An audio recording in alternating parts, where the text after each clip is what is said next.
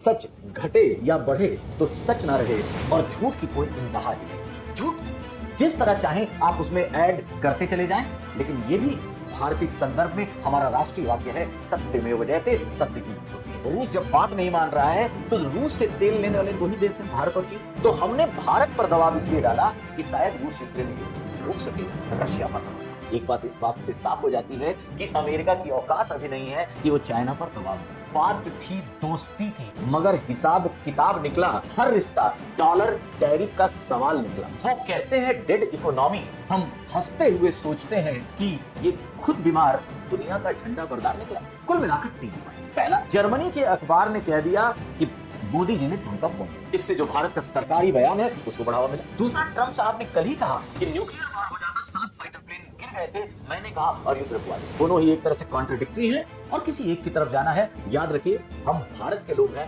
अपने राष्ट्रीय स्वाभिमान से कोई समझौता नहीं कर सकते। हमें क्या मानना है ये आपके ऊपर। तीसरा, आज से 50% टैरिफ भारत पर लागू है तो ऑब्वियस सी बात है, प्रभाव तो पड़ेगा, लेकिन क्या इतना प्रभाव पड़ेगा जिससे हमारी इकोनॉमी डूब जाए? तो इस बात को इन आंकड़ों के साथ, इन तथ्यों के साथ, इन दलीलों के साथ। और लास्ट एंड इंपॉर्टेंट टॉपिक है कि इसके पीछे की इकोनॉमी है, जियोपॉलिटिक्स है, तो जियोपॉलिटिक्स। हिटलर के प्रोपेगेंडा मिनिस्टर गोएबल्स ने कहा था कि यदि आप एक झूठ को बहुत बड़ा बना दें और उसे बार बार दोहराते रहें तो अंततः लोग उस पर विश्वास कर लेते हैं, अर्थात झूठ सच बन जाता है।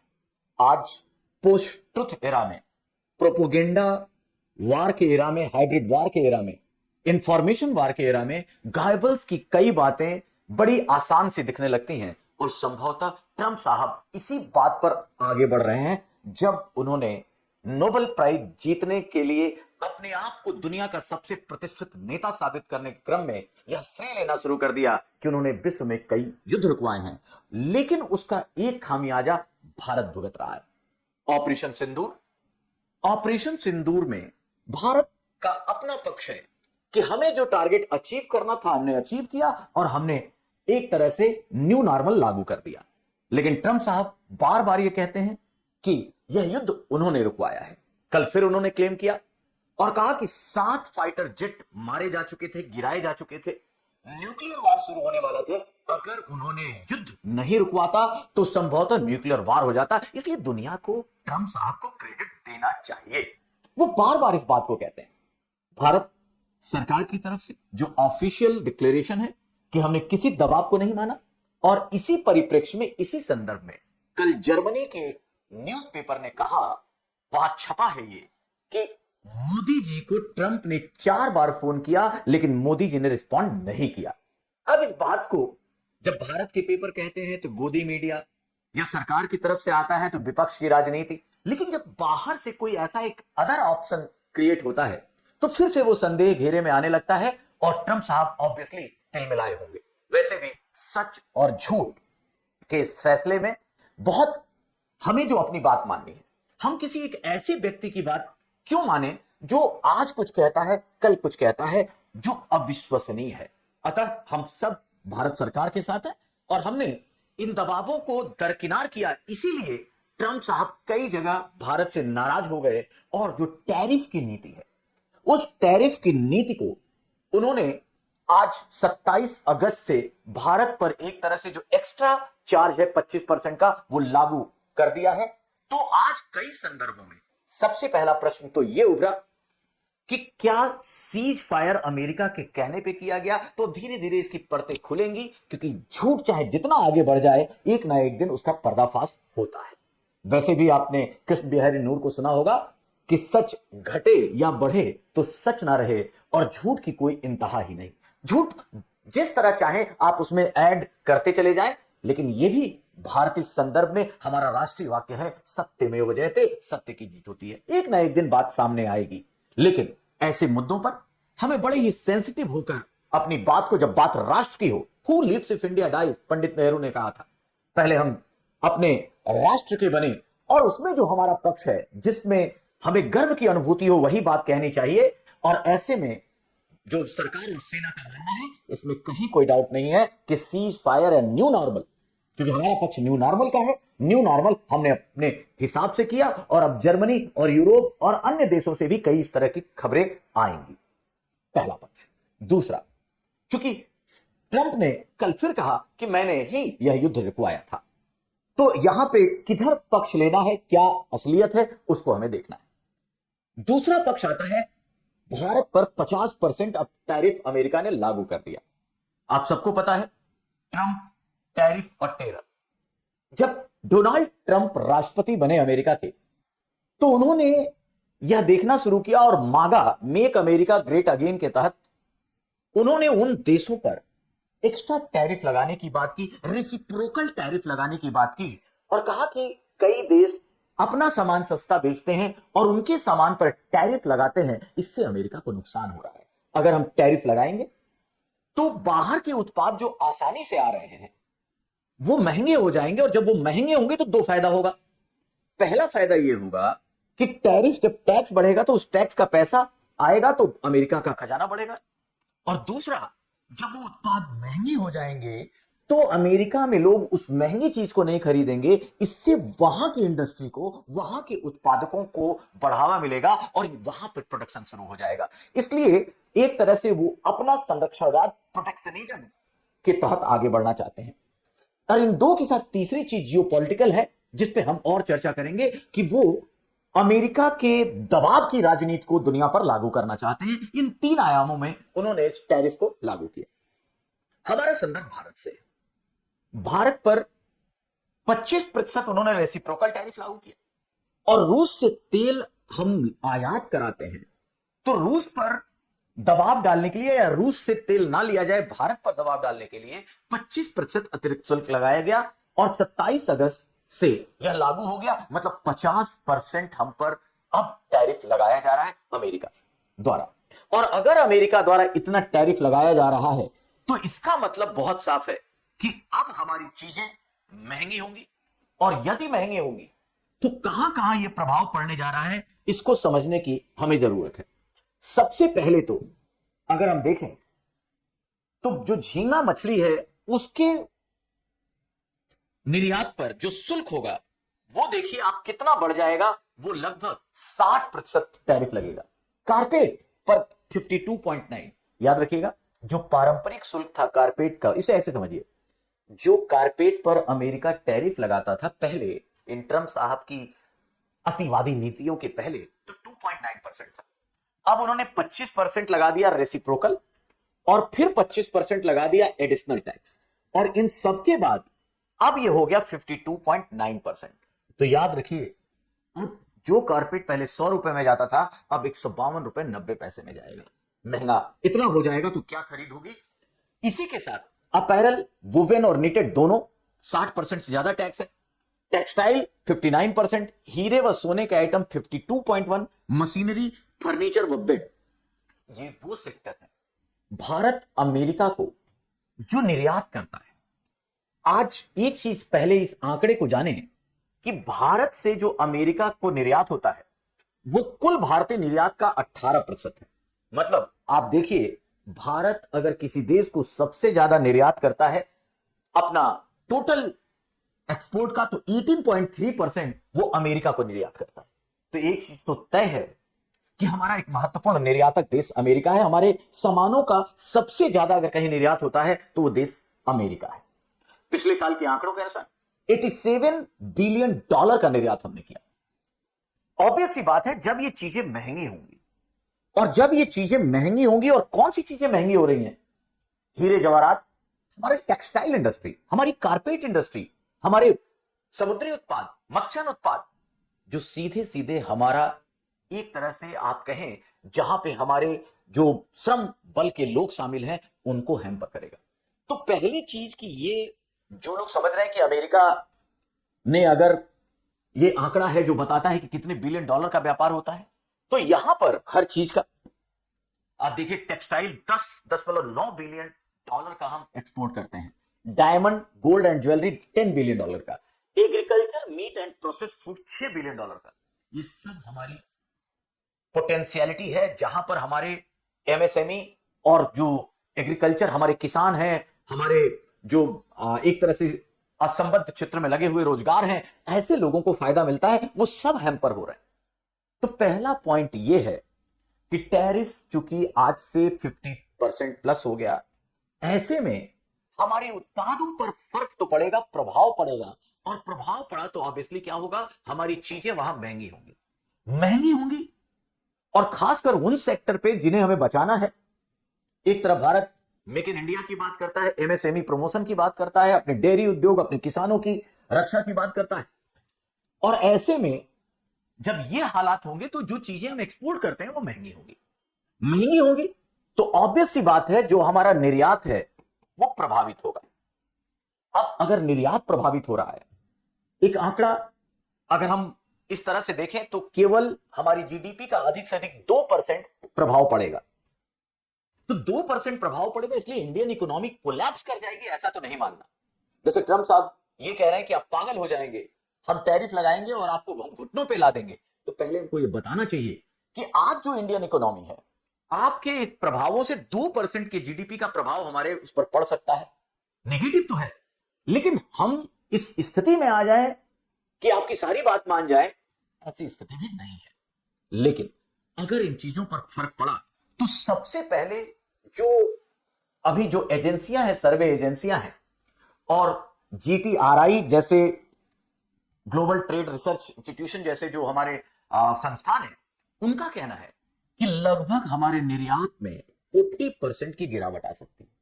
मतलब $87 बिलियन का पिछले साल अगर निर्यात किया तो इस साल वो $50 बिलियन पर आ सकता है। निसंदेह घाटा है। और अगर निर्यात का घाटा होगा, आप खुद लॉजिकल देखिए, अगर निर्यात महंगा हुआ, निर्यात में कमी आई, तो ऑब्वियसली जो भारत के उत्पादक हैं वहां मतलब एक तरह से मांग कम हो जाएगी, महंगा होगा, महंगा होगा लोग खरीदेंगे नहीं, अमेरिका के लोग खरीदेंगे नहीं, तो मांग कम होगी, मांग कम होगी तो भारतीय उत्पादकों पर प्रभाव पड़ेगा। वो उत्पाद जो बनाएगा कहां बेचेगा? अब इस उत्पादक के लिए अब भारत सरकार को बहुत सारी स्कीमें लानी पड़ रही है, एक्सपर्ट प्रमोशन, संरक्षण, ये सारी चीजें शॉर्ट टर्म में लानी पड़ेंगी।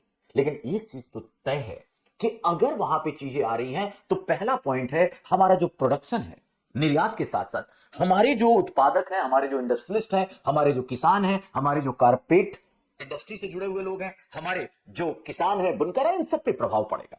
जेम और ज्वेलरी में जो हमारे लोग शामिल हैं, श्रमिक शामिल हैं, वो सब पे प्रभाव पड़ेगा। इस बात को हमें सोचना है। दूसरी चीज जो फर्क पड़ेगी वो ये कि कुछ देश ऐसे हैं जिनको, जो हमारे कंपटीटर है और उन कंपटीटर पे बहुत कम टैरिफ लगाया है। अब भारत के प्रतिद्वंदी देश, खासकर अगर हम टेक्सटाइल की बात करें तो बांग्लादेश पे केवल 35% है। पाकिस्तान पर तो आजकल मोहब्बत पाकिस्तान से बढ़ती जा रही है, जिसके कारण अभी जियोपॉलिटिक्स में देखते हैं 19% का केवल टैरिफ लगाया है। वियतनाम जो काफी अच्छा कंपटीटर है भारत का, वो 20% टैक्स लगाया गया है। इसका मतलब यह है कि कहीं भारत का बाजार, अमेरिका जैसा बाजार, कहीं दूसरी तरफ तो शिफ्ट नहीं हो जाएगा, खासकर बांग्लादेश और वियतनाम की तरफ। साथ ही साथ पिछले कुछ समय में यूरोप और अमेरिका ने चाइना +1 रणनीति के तहत +1 कि ऑप्शन क्या होगा तो भारत को चुना था। चाइना का विकल्प कौन हो सकता है? तो भारत होगा। भारत को बहुत सारी ऐसी सुविधाएं दी जा रही थी, भारत को महत्व दिया जा रहा था। लेकिन ये जो रणनीति है, कहीं चाइना +1 में ये जो +1 था वो भारत की जगह कहीं और शिफ्ट होने की संभावना बन सकती है क्या? हमें ये भी देखना पड़ेगा।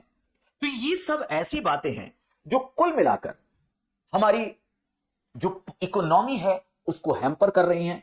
और साथ ही साथ एक बात और आती है, अगर हमारा एक दोस्त, हमारा एक बाजार, हमारे संबंध इस लेवल पर अगर डिस्टर्ब हो रहे हैं तो ऑब्वियसली ये रिश्ते केवल आर्थिक नहीं होंगे, बहुआयामी रिश्तों में खलल पड़ेगा, व्यवधान पड़ेगा, जो बढ़ते हुए भारत के लिए, एक तरफ हम 2047 में जब विकसित भारत का लक्ष्य रखते हैं तो यहां कहीं ना कहीं प्रभाव पड़ेगा। तो निगेटिव संदर्भों में यह मान के चलिए कि अगर इसने, अमेरिका ने टैरिफ लगाया और आज से यह लागू हो गया, तो इस तरह से प्रभाव तो पड़ने जा रहा है, इससे इनकार नहीं किया जा सकता। लेकिन साथ ही साथ अब भारत सरकार को क्या करना चाहिए? तो जैसे बोला गया, तात्कालिक रूप में, क्योंकि अभी ट्रंप साहब को होश तो आएगा नहीं, तात्कालिक रूप में हमारे जो उत्पादक, जो हमारे निर्यातक क्षेत्र हैं, इन निर्यातक क्षेत्रों को हमें संरक्षण देने की जरूरत है। हम एक एक लेयर पर काम करें कि इन उत्पादकों को घाटा ना हो। वो तो उत्पादकों को घाटा ना हो तो एक तो सरकारी वो, और दूसरी चीज जो होनी चाहिए कि अब हम अमेरिका की जगह मार्केट डायवर्सिटीज की तरफ जाएं। और मार्केट डायवर्सिटीज में भारत ने ये काम करना भी शुरू किया। ठीक है, अमेरिका ना माने, हम लातिन अमेरिका की ओर जाएंगे। हमने आसियान देशों को मार्केट बनाने की कोशिश की, अफ्रीका एक बहुत बड़ा मार्केट है, हम उधर जाएंगे। ऐसे हम जो डाइवर्सिफिकेशन है उसको बढ़ावा देने निकल पड़े हैं और ये काम हम करने लगे हैं। जो हैम्पर वहां से होगा हम उसकी बातों को यहां पर एक तरह से संतुलित करने का पूरा प्रयास करेंगे। और ये मार्केट डाइवर्सिफिकेशन से और फायदा होगा, हमें कुछ नए क्षेत्र भी मिलेंगे। और एक चीज और इस बात से तय होती है कि किसी एक पर निर्भर नहीं होना। और तीसरा इसी से तत्व निकलता है, पहला, दूसरा और तीसरा तत्व ये निकलता है कि आप अपनी घरेलू अर्थव्यवस्था को हमेशा सक्षम बनाए रखें। तीसरा पॉइंट जो है, हमें घरेलू सप्लाई चेन रिजाइलिंग पर फोकस करना है। हमारी मार्केट में, क्योंकि भारत 1.4 बिलियन जनसंख्या का देश है, हमारे यहां खुद ही इतनी डिमांड है, डोमेस्टिक डिमांड इतनी है, हम बहुत डिपेंड नहीं है निर्यात पर। हमारे अंदर की मार्केट ही इतनी संतुलित और इतनी सुदृढ़ है। हम इस बात को हमेशा याद रखें और इसीलिए जो सप्लाई चेन है डोमेस्टिक, इसकी मजबूती, इसकी आत्मनिर्भरता को बनाए रखें।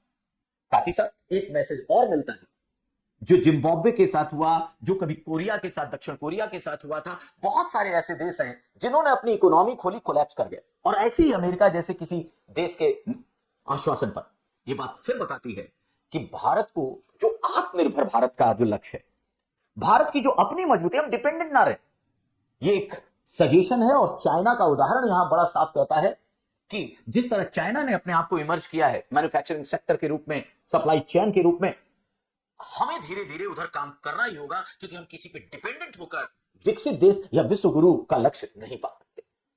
तो ये प्लस और माइनस है। इस तरीके से, इस सजेशन के साथ अगर भारत आगे बढ़ता है, और जिस पर हम लगातार काम कर रहे हैं, क्योंकि ये ट्रंप की नीति, जैक्स फैसी जैसे इकोनॉमिस्ट ने बोला कि ये अमेरिका या ट्रंप द्वारा टैरिफ लगाया जाना अभी तक का सबसे बेवकूफी भरा निर्णय है। ये सेल्फ गोल है, आत्मघाती गोल है। अगर चीजें महंगी होंगी तो वहां पर भी तो इन्फ्लेशन की बात आएगी। और अचानक कोई चीज कहीं आपके यहां उत्पादन अचानक होने लगेगा क्या? इंडस्ट्रियलिस्ट खुद वहां आने लगेंगे क्या? और किसी भी देश से अगर मंगाएंगे तो क्या वो क्वालिटी और बाकी चीजों पर तुरंत आपको सप्लाई मिलने लगेगी? तो कहने का मतलब है, जैक्स फैसी जैसे इकोनॉमिस्ट ने कहना शुरू कर दिया है कि ये अभी तक का सबसे मूर्खतापूर्ण निर्णय है कि टैरिफ द्वारा अपनी इकोनॉमी को संभालना, वो भी भारत जैसे देश के साथ। अब आते हैं इसके तीसरे मुद्दे पर। एक तरफ तो इकोनॉमी दिखती है, इकोनॉमी टैरिफ लगाए जाने से बड़ा स्पष्ट है, भाई प्रभाव पड़ेगा। हम उनमें से नहीं है कि ये कह दें कि कोई फर्क नहीं पड़ेगा। वैसे चाहे फिंच रेटिंग एजेंसी हो, उसने भारत की क्रेडिट रेटिंग अभी भी पिछली वाली बरकरार रखी, BBB minus. S&P global credit rating ने तो भारत की जो रेटिंग है वो BBB कर दी है। आप लाख आरोप लगाते रहे, लेकिन भारत की जो ग्लोबल पोजीशन है इकोनॉमी में, उसको कोई अभी खतरा नहीं है। ये कोई भारत की एजेंसी, सरकारी एजेंसी, कोई भक्त नहीं बोल रहा, बल्कि ये जो न्यूट्रल एजेंसियां मानी जाती हैं इकोनॉमी की वैश्विक लेवल पर, जो सॉवरेन रेटिंग देती है देशों को, उनका कहना है। एक और बात, ट्रंप का फ्रस्ट्रेशन एक बात से और दिखता है, वो ये, जब वो कहते हैं भारत एक डेड इकोनॉमी है। जब डेड इकोनॉमी है तो डेड इकोनॉमी का मतलब है जहां पर किसी तरह की ग्रोथ नहीं हो रही है। और ये बात बहुत साफ दिखती है। यही वो बात बताती है कि ट्रंप की बातों में कहीं कोई साम्यता नहीं है, कहीं कोई एक तरह से लॉजिक नहीं है। डेड इकोनॉमी कह के उन्होंने एक तरह से अपनी सारी की सारी जो तार्किकता थी उसको ताक पे रख दी और दिखाया ये फ्रस्ट्रेशन है। भाई एक तरफ ठीक है, अमेरिका की इकोनॉमी आज $30.5 ट्रिलियन के आसपास है, भारत अब $4.2 ट्रिलियन की जीडीपी के साथ आज विश्व का चौथा सबसे बड़ा देश है। याद रखिए, पीपीपी के आधार पर, परचेजिंग पावर पैरिटी के आधार पर दुनिया के हम तीसरे देश हैं, और जीडीपी के आधार पर दुनिया के हम चौथे देश बन चुके हैं। और 2028 में हम जर्मनी को पीछे छोड़कर तीसरे देश बनने जा रहे हैं। ये अगर ट्रेंड बना रहा तो हम बनेंगे। दूसरी तरफ हमारे ऊपर डेप्ट टू जीडीपी 80% है, अमेरिका के ऊपर 124% है। हमारा डेमोग्राफिक डिविडेंस, हम 1.4 बिलियन लोगों के देश हैं, और जहां पर युवा जनसंख्या बहुत ज्यादा है और वो बूढ़ा होता हुआ देश है। हमारे यहां रोजगार को देखा जाए तो 60 करोड़ लोगों के पास अगर रोजगार होता है तो उनकी आबादी ही कुल इतनी नहीं। इसका मतलब यह है कि बहुत सारी ऐसी बातें हैं जिसको देखकर एक चीज बड़ा साफ लगता है कि, और सबसे इसमें इंपॉर्टेंट एक बात याद रखनी है, सभी लगभग चाहे आईएमएफ हो, चाहे वर्ल्ड बैंक हो, चाहे कोई एजेंसी हो, भारत की ग्रोथ रेट जीडीपी 6.5% मानता है। 6.5% की विकास दर से हम बढ़ रहे हैं। अब पिछले कुछ सालों में जो अमेरिका की विकास दर है वो लगभग 1.8% के आसपास, 2%। आप तुलना करने चले, अब खुद बताइए डेड इकोनॉमी है, डेड मान सकता है। जिसने भी ये बात बड़ी साफ कहती है कि डेड इकोनॉमी जैसी बात बकवास के अलावा, एक सनकी दिमाग की उपज के अलावा कोई और शब्द नहीं है। इसलिए भारत डेड इकोनॉमी नहीं, एक पोटेंशियल इकोनॉमी है, एक बढ़ती इकोनॉमी है जो 2047 में विकसित देश बनने की पूरी संभाव्यता रखती है। आंकड़े जरूर देखने चाहिए।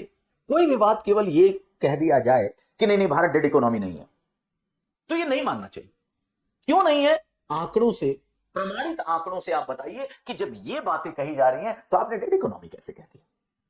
तो ये बात, पहले तो ये फ्रस्ट्रेशन जो है उनका हटा देनी चाहिए, है ना। वो एक जगह मैं पढ़ रहा था, लिखता है, बात थी दोस्ती की मगर हिसाब किताब निकला, हर रिश्ता डॉलर टैरिफ का सवाल निकला। वो कहते हैं डेड इकोनॉमी, हम हंसते हुए सोचते हैं कि ये खुद बीमार दुनिया का झंडा बरदार निकला। तो कहने का मतलब यह है कि हर बात पर डेड इकोनॉमी कहना मूर्खता का परिचय है और कुछ नहीं। अब इसके पीछे एक आयाम, क्या ट्रंप की ये बात ऑपरेशन सिंदूर और ये बातें क्या जियो पॉलिटी या जियो पॉलिटिक्स का भी हिस्सा है क्या? तो इस संदर्भ में जब देखते हैं, खुद ऑफिशियल तरीके से व्हाइट हाउस ने यह बात कही कि हमने भारत पर टैरिफ इसलिए ज्यादा लगाया कि हम रूस पर दबाव डालना। रूस यूक्रेन के युद्ध को रोकने के लिए, रूस जब बात नहीं मान रहा है तो रूस से तेल लेने वाले दो ही देश हैं, भारत और चीन। तो हमने भारत पर दबाव इसलिए डाला कि शायद रूस यूक्रेन युद्ध रुक सके, रशिया पर दबाव पड़े। एक बात इस बात से साफ हो जाती है कि अमेरिका की औकात अभी नहीं है कि वो चाइना पर दबाव डाल सके। चाइना ने ग्लोबल सप्लाई चेन में, रेयर अर्थ मेटल्स में, मैन्युफैक्चरिंग हब में इतनी ज्यादा उन्नति कर ली है कि अमेरिका इकोनॉमी चाइना पर डिपेंड हो गई है। और ये बात चाइना बात समझता है और अमेरिका, देखिए कैसे अमेरिकन हेजेमनी को एक तमाचा दे रहा है चाइना। खैर उसने भारत को चुना, तो भारत पर, और ये ऑफिशियल आधिकारिक रूप से अमेरिका ने कहा कि हम भारत पर इसलिए पेनल्टी लगा रहे हैं। दूसरी तरफ अगर हम अमेरिका की पूरी रणनीति को देखें, फिर यहां वो बात साफ हो जाती है। दो बातें मैं कहना चाहूंगा। विदेश नीति में ना तो कोई स्थायी मित्र होता है, ना कोई स्थायी शत्रु। विदेश नीति में एक ही चीज केवल स्थिर रहती है, वो है राष्ट्रीय हित, बाकी सब चीजें बदलती हैं। ट्रंप ने यह बात दिखा दी। और दूसरा, हेनरी किसिंजर, वो निक्सन किसिंजर युग, और किसिंजर जो कहता है कि अमेरिका का दुश्मन होना खतरनाक है लेकिन दोस्त होना भयावह है, फैटल। और सही में भारत अमेरिका तो जो दोस्ती की पेंगे चल रही थी पिछले 2 दशक से, वो सब तार तार हो गई। अपने निचले स्तर पर भारत अमेरिकी संबंध एक राष्ट्रपति के द्वारा लिए गए निर्णय से आ चुके हैं। आप देखिए, पहला पॉइंट, अगर हम टाइमलाइन को देखें तो भारत के अमेरिका के संबंध अगर हम आजादी के बाद देखें तो 1947 से 1960 तक अप डाउन के साथ रहे। अमेरिका अपने खेमे में लेना चाहता था, भारत ने गुट निरपेक्षता अपना ली, वो उसे शामिल नहीं कर पाया। पूंजीवादी देश की जगह हमने मिश्रित अर्थव्यवस्था अपनाई, लेकिन इसके बावजूद लोकतंत्र था हमारा। हम ब्रिटिश मॉडल पर एक तरह से प्रशासन तंत्र को लेकर चले, तो एक झुकाव था तो मतलब एक तरफ से प्लस माइनस दोनों था। याद करिए, हमारे यहां जब गेहूं की जरूरत थी तो अमेरिका से आता। लेकिन 60 के बाद के दशक में, जब खासकर 1971 में भारत ने रूस से मैत्री और सहयोग की संधि कर ली, और यहां से हमारी पूरी रिलेशन, अमेरिका से हम दूर होते गए, सोवियत संघ के दोस्त बन गए। बांग्लादेश के साथ जब बांग्लादेश को आजाद कराया हमने, तो अमेरिका का याद होगा 7वां बेड़ा बंगाल की खाड़ी में आ चुका था। ऐसी कई बातें हैं और इस तरह से हमारे संबंध उतरते रहे। तीसरा मोड़ आता है जब हमने पोखरण द्वितीय किया। पोखरण द्वितीय करने के बाद जब हम न्यूक्लियर पावर बने, अमेरिका तिलमिला गया वो किसी तरह नहीं चाहता था, क्योंकि याद कीजिए शीत युद्ध में पाकिस्तान अमेरिका की गोद में जाकर बैठा, सीटो सेंटो का सदस्य बन गया, पाकिस्तान अमेरिका गुट में जाकर शामिल हो गया, सीटो और सेंटो का सदस्य बन गया। और भारत ने कहा हम किसी अपनी विदेश नीति हम अपने तरीके से लेके चलेंगे, हम किसी के गुट में नहीं जाएंगे। तो पाकिस्तान प्यारा बच्चा रहा। कहानी तब बदलती है जब 1991 में यूएसएसआर कोलैप्स कर जाता है और सोवियत संघ कोलैप्स करता है। तब थोड़े से आधार सबको बदलने होते हैं, भारत को भी, अमेरिका। लेकिन इसमें सबसे महत्वपूर्ण बदलाव, जैसे मैंने कहा, पोखरण द्वितीय, जब हम परमाणु क्षमता हासिल कर लेते हैं और सारे दबाव, इसके बाद अमेरिका, यूरोप, जापान जैसे देश सब हमें प्रतिबंध लगाने की कोशिश करते हैं, प्रतिबंध लगा देते हैं, लेकिन हम नहीं झुकते। और जब नहीं झुकते, और इसी समय भारत की इकोनॉमी अपनी क्षमताओं से इन्हें विवश करती है कि बेहतर रिलेशन बनाओ, और देखिए 2000 के बाद व्यवहार अमेरिका का बदलने लगता है। बिल क्लिंटन भारत आते हैं, बिल क्लिंटन के बाद बुश जैसे राष्ट्रपति भारत के साथ न्यूक्लियर डील करते हैं। अब देखिए क्या संबंध, भारत ने न्यूक्लियर विस्फोट किया, परीक्षण कर लिया, और उसके बाद अमेरिका पहले पूरी तरह प्रतिबंध लगाती है कि भारत को बर्बाद कर दे, लेकिन भारतीय क्षमताओं ने उन्हें झुकने के लिए मजबूर किया। और आप सबको याद होगा 2008 आते आते भारत और अमेरिका की न्यूक्लियर डील हो जाती। बिना न्यूक्लियर, एक तरह से प्रोलिफरेशन ट्रीटी एनपीटी पर साइन किए हुए, भारत को एनएसजी न्यूक्लियर सप्लायर ग्रुप की सदस्यता दिलाने का प्रयास अमेरिका करने लगता है। हम एमटीसीआर के सदस्य बन गए, हम ऑस्ट्रेलियाई समूह के सदस्य बन गए, हम वासेनार अरेंजमेंट के सदस्य बन गए। यद्यपि चीन की चाल से हम एनएसजी न्यूक्लियर सप्लायर ग्रुप के सदस्य अभी तक नहीं बन पाए, लेकिन क्या दोस्ती अब चलने पड़ी। अब अमेरिका ने नैतिकता, अंतरराष्ट्रीय नियमों और जो पहले के प्रावधान थे, सिद्धांतों को ठुकराना शुरू कर दिया, भारत से दोस्ती बढ़ानी शुरू कर दी। 2000 से 2020 तक भारत 2 दशक भारत अमेरिका के बेहतरीन दशक थे। और 16 आते आते तो आप देखेंगे, चाहे ट्रंप हो, फिर बैराक ओबामा हो, इवन बिडेन के समय भी जो स्थितियां थी, भारत अमेरिका की विदेश नीति और भारत के संदर्भों में अमेरिका एक बेहतरीन दोस्त बनकर उभरा। सामरिक भागीदार तो हम थे ही, स्वाभाविक मित्र तो हम थे ही। भारत से अमेरिका ने जो सबसे इंपॉर्टेंट समझौते होते हैं, लिमोआ, कॉमकाशा और बेका तक कर लिया। मतलब सूचना के आधार पर सामरिक प्रसंगों में, संदर्भों में भारत को विश्वसनीय दोस्त मान लिया कि हम खुफिया डेटा रियल टाइम में एक दूसरे को शेयर करेंगे, हम लॉजिस्टिक्स का इस्तेमाल करेंगे, हम सेंसिटिव इक्विपमेंट, टेक्नोलॉजी, वेपन, इन सब में जो है एक बेहतर समन्वय देंगे। इस तरह की दोस्ती होने लगी। यहां तक कि चाइना +1, जैसे मैंने कहा, चाइना को कंट्रोल करने के लिए +1 का मतलब था भारत। भारत एक बहुत बढ़िया विकल्प लगने लगा।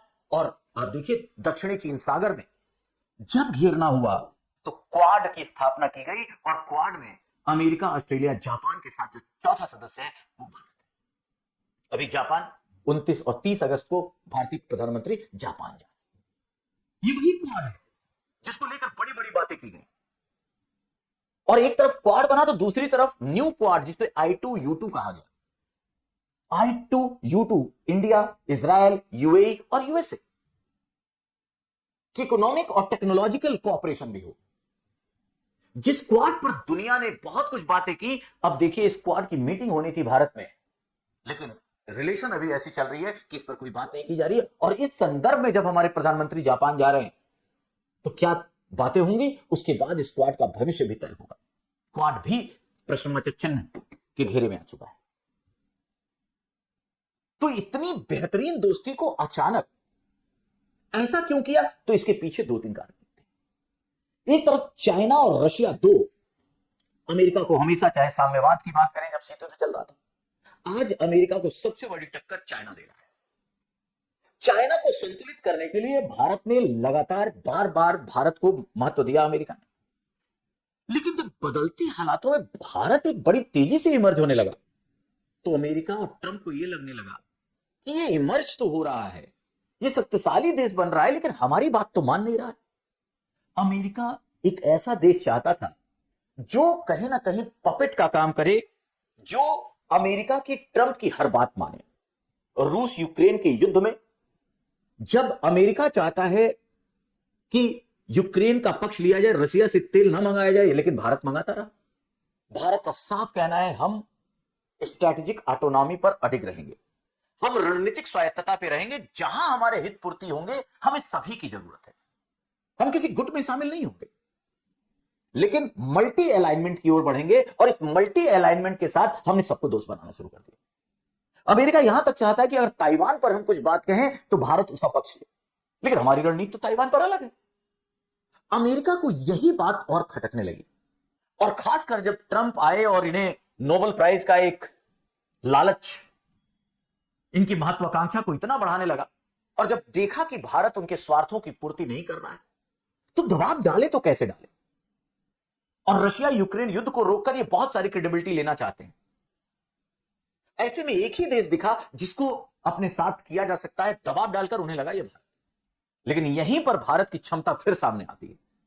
जब 1998-99 में पोखरण 2 के प्रतिबंधों के बाद हम नहीं झुके, तो इस बार भी खासकर जब टैरिफ लगाया गया और ट्रंप साहब या अमेरिका की तरफ से कहा गया कि खासकर किसानों पर, मतलब जो एग्रीकल्चर प्रोडक्ट है, जो डेयरी प्रोडक्ट है, जो हमारा मत्स्य उद्योग है, जो हमारा एमएसएमई है, टेक्सटाइल है, अगर यहां पर खोला जाएगा तो ऑब्वियसली तकलीफ होगी। और भारत ने कहा कि हम अपने किसानों और मत्स्य उद्योग को बर्बाद नहीं होंगे। दूसरी तरफ अगर जियो पॉलिटिक्स में देखें तो हमारी रणनीतिक स्वायत्तता है, हमने साफ कह दिया हम किसी के दबाव से निर्णय नहीं लेंगे, हमारा निर्णय, हम जिसके साथ चाहेंगे हम दोस्ती करेंगे। और यहीं पर जैक सैसी जैसे लोग कहते हैं कि ट्रंप की नीतियों ने एक भरोसेमंद दोस्त खो दिया, और ब्रिक्स पहले जितना मजबूत नहीं था, जितनी बड़ी चुनौती नहीं थी, अब वो इतनी बड़ी चुनौती बनकर उठेगा। Brazil, Russia, India, China, south Africa, Brazil भी नाराज है, और ब्राजील ने तो ट्रंप साहब से बात करने से मना कर दिया। रशिया चाइना की दोस्ती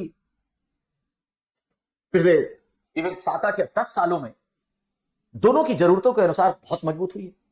और जब भारत एकमात्र ऐसा देश था जो संतुलन का काम करता था, और ऐसे में भारत को भी नाराज करके, तो जैक सैसी जैसे लोगों का कहना अमेरिका ही नहीं, अब G7 को बहुत बड़ी टक्कर देने वाला है ब्रिक्स।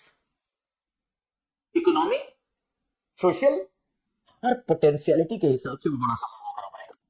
और इसीलिए उन्होंने कहा कि ये सेल्फ गोल किया है ट्रंप ने। और इसका मतलब एक और आता है कि ट्रंप ने भारत को नाराज करके कहीं चाइना को एक तरह से हरी झंडी तो नहीं दे दी। अब एशिया में चाइना को संतुलित करने वाला, अब चाइना के विकल्प के रूप में खड़ा होने वाला दुनिया में और कौन सी शक्ति है, शायद ट्रंप इसे आकलित करने में भूल गए। भारत निसंदेह पिछले कुछ समय में रशिया से दूर होता जा रहा था, पारस्परिक संबंधों को लेकर नहीं, लेकिन अगर हम व्यापारिक डेटा में देखें तो निसंदेह हथियारों की सप्लाई कम होने लगी थी। हम इजराइल, फ्रांस, अमेरिका, अन्य देशों से हथियार खरीदने लगे थे। ऊर्जा जरूरतें केवल 2% पूरी करते थे हम रशिया से, आज वो 40% पहुंच गया है। इस मौके ने, ट्रंप की नीतियों ने रूस और भारत की इस दोस्ती को पुनः मजबूत किया। हमारे एनएसए साहब, हमारे फॉरेन मिनिस्टर ऑलरेडी रशिया चले गए। उसके बाद पुतिन साहब ने जिस तरह रिस्पॉन्ड दिया, और साथ ही साथ 31 अगस्त को एससीओ, संघाई कोऑपरेशन ऑर्गेनाइजेशन की मीटिंग चाइना में होनी है, और उम्मीद है कि चीन में फिर से सी जिनपिंग के साथ पुतिन और मोदी जी दिखेंगे। जो एक ट्रायंगल आरआईसी की बात की गई थी, रिक्ट की बात की गई थी, रशिया, इंडिया, चाइना की, कि इससे बड़ा बेहतर गुट कुछ नहीं हो सकता। ट्रंप की नीतियां कहीं ना कहीं विवश कर रही हैं कि आरआईसी मजबूती से उभरे। एससीओ का सम्मेलन 31 अगस्त 2025 इस बार निसंदेह चर्चा में रहेगा। वहां कुछ जो संदर्भ या समझौते किए जाएंगे, कुछ बातें कही जाएंगी, उस तक दुनिया की नजर रहेगी। तो जियो पॉलिटिक्स में एक चीज बड़ी साफ है कि जो संतुलन की नीति थी, और अमेरिका जिस तरह अपनी हेजेमनी बनाए हुए था, उसे चाइना ने टक्कर दी। और जब चाइना ने टक्कर दी तो भारत टू ओशियन पॉलिसी के तहत, एशिया में बैलेंस ऑफ पावर के तहत पश्चिमी देशों को लगा कि चाइना का बेहतर विकल्प केवल भारत हो सकता है, और हो भी सकता है। यही क्षमता भारत में थी भी, इसलिए चाइना +1 के रूप में भारत का समर्थन किया गया। लेकिन ट्रंप की नासमझी की नीतियों ने भारत जैसे दोस्त को दूर कर दिया। अब भारत क्या सही में अमेरिका पर विश्वास करेगा? क्योंकि ये तो तय है कि आने वाले कुछ सालों में ये टैरिफ वैरिफ की नीतियां फेल हो जाएंगी, और अगर फेल हो जाएंगी और चाइना जब आगे बढ़ेगा तो अमेरिका इस बात को बर्दाश्त नहीं कर सकता, और जब नहीं कर सकता तो आखिर उसे काउंटर बैलेंस करने के लिए कौन रहेगा? आपने तो भारत जैसे दोस्त को खो दिया। तो ये सारी रणनीति अमेरिका इस बात को लेकर बुरा मानता। ऑपरेशन सिंदूर में कहना कि सीज फायर कराया, या फिर एक टैरिफ के पीछे केवल इकोनॉमी नहीं है, जियोपॉलिटिक्स भी है। ये टैरिफ लगाकर भारत की आर्थिक नीतियों को प्रभावित करना एक दिखावा है, साथ साथ उसे अपने गुट में लाने की कोशिश, उसे अपनी बातों को मनवाने की कोशिश, चाहे वो रशिया यूक्रेन वार हो, चाहे वो ताइवान चाइना संबंध हो। इन संबंधों में अमेरिका चाहता है भारत उसकी बात माने, लेकिन वो भूल गया कि भारतीय फॉरेन पॉलिसी, भारत की विदेश नीति नो डाउट अपनी स्वतंत्रता के लिए जानी जाती है, और एक शब्द है, हम रणनीतिक स्वायत्तता को नहीं छोड़ सकते। हम मल्टी अलाइनमेंट को मानते हैं। हम दोस्त हैं, आपके अच्छे दोस्त हैं, लेकिन कोई दूसरा दुश्मन नहीं है। हमारी जरूरत है वो भी हमारा सहयोगी है। और इस तरीके से भारतीय विदेश नीति ने झुकने से इनकार कर दिया। और कई लोगों को लगता है कि भारत सरकार खुलकर आकर ट्रंप साहब को जवाब क्यों नहीं दे रही, आलोचना क्यों नहीं कर रही। विदेश नीति कूटनीति में ऐसा नहीं होता। याद रखिए, आज भी अमेरिका एक महाशक्ति है। आज भी दुनिया का सबसे बड़ी अर्थव्यवस्था अमेरिका है। $30 ट्रिलियन के आसपास जीडीपी है। सेकंड पे चाइना। उसकी साइंस एंड टेक्नोलॉजी, उसका बाजार, उसकी जो सामरिक क्षमता है, विश्व के देशों में सबसे ज्यादा जो एक तरह से आर्मी बेस है वो उसके हैं, सेनेट डे। इन सारी बातों को देखते हुए हमें उसकी जरूरत है। और जिस तरह यहां चाइना हमें काउंटर कर रहा है एशिया, हमें एक सहयोग की जरूरत थी। इसलिए ये चाय की दुकान या आस पड़ोस की चर्चा या दो चार आम जन की भाषा नहीं है, या घरेलू राजनीति नहीं है कि हम सीधा आरोप प्रत्यारोप करें। ऐसे कई मौकों में वेट एंड वॉच की जरूरत होती है। आपने सुना होगा, जब पानी मैला हो जाता है तो उसे साफ करने का सबसे अच्छा सूत्र है उसे कुछ देर के लिए छोड़ दिया जाए। ये कूटनीति यहां सीधा सीधा वर्क करती है। अगर आप अभी कोशिश करेंगे तो कंकड़ डालेंगे, वो और मैला होगा। आप कोई भी बात कहेंगे तो हमारे संबंधों में गिरावट ही आएगी। Wait and watch. खुद अमेरिका की जनता आगे आएगी। अभी कुछ लगभग 1 साल के अंदर ही वहां कांग्रेस के चुनाव होंगे। वहां मेजॉरिटी किसको मिलती है? बहुत सारे ऐसे पक्ष हैं। और खुद जब इकोनॉमी में वहां इन्फ्लेशन आएगा तो ट्रंप साहब को नीतियां तो बदलनी पड़ेंगी, इसमें कहीं कोई डाउट नहीं है। इसलिए यह सब कहना कि हम बराबरी का जवाब क्यों नहीं देते, तो यह मूर्खता है। क्योंकि यहां पर समझदारी यह है कि एक तरह से वेट एंड वॉच, लेकिन वॉच केवल उसको बाकी जगहों पर जो मैंने कहा कि अभी डायवर्सिफिकेशन की जरूरत है और जिसकी ओर हम तेजी से बढ़ रहे हैं। तो कुल मिलाकर 3 पॉइंट है। पहला, जर्मनी के अखबार ने कह दिया कि मोदी जी ने ट्रंप का फोन नहीं उठाया। इससे जो भारत का सरकारी बयान है उसको बढ़ावा मिला। दूसरा, ट्रंप साहब ने कल ही कहा कि न्यूक्लियर वार हो जाता, 7 फाइटर प्लेन गिर गए थे, मैंने कहा और युद्ध रुकवा दिया। दोनों अलग अलग, दोनों ही एक तरह से कॉन्ट्रडिक्टरी हैं और किसी एक की तरफ जाना है। याद रखिए, हम भारत के लोग हैं, अपने राष्ट्रीय स्वाभिमान से कोई समझौता नहीं कर सकते। हमें क्या मानना है ये आपके ऊपर है। तीसरा, आज से 50% टैरिफ भारत पर लागू हुआ तो ऑब्वियस सी बात है प्रभाव तो पड़ेगा, लेकिन क्या इतना प्रभाव पड़ेगा जिससे हमारी इकोनॉमी डूब जाए? तो इस बात को इन आंकड़ों के साथ, इन तथ्यों के साथ, इन दलीलों के साथ तर्क कीजिए। और लास्ट एंड इंपॉर्टेंट टॉपिक है कि इसके पीछे केवल इकोनॉमी है, जियोपॉलिटिक्स है, तो जियोपॉलिटिक्स है। और इन सारी बातों को देखते हुए भारत जिस तरफ पेशेंस के साथ आगे बढ़ रहा है, हम एक तरफ से वार्ता अमेरिका के साथ भी जारी रखें। हमने अभी अभी ब्रिटेन के साथ फ्री ट्रेड एग्रीमेंट कर लिया है। ईयू के साथ भी अगर हम बीटीए कर लें, साथ ही साथ जो हमारे अन्य मिडिल ईस्ट के देश हैं, सेंट्रल एशिया है, और जो हमारे अभी ब्रिक्स सम्मेलन है या उधर के देश हैं, आसियान देश हैं, इन सबके साथ अगर हम बेहतर अलाइनमेंट करते चले जाएं तो ऑब्वियस सी बात है कि अगर अमेरिका नाराज भी होगा तो ये नाराजगी इकोनॉमी रूप में हम काफी हद तक मैनेज कर सकते हैं, बैलेंस कर सकते हैं। इसलिए एक सिंपल सी बात कि ये सब जो ताना बाना है उसके पीछे जियोपॉलिटिक्स है। अमेरिका अपनी हेजेमनी को बनाए रखना चाहता है। और वो नहीं देखना चाहता कि भारत बिना उसकी बात माने इतनी तेजी से इमर्ज हो रहा है। ट्रंप की सारी रणनीति इसी बात की ओर इशारा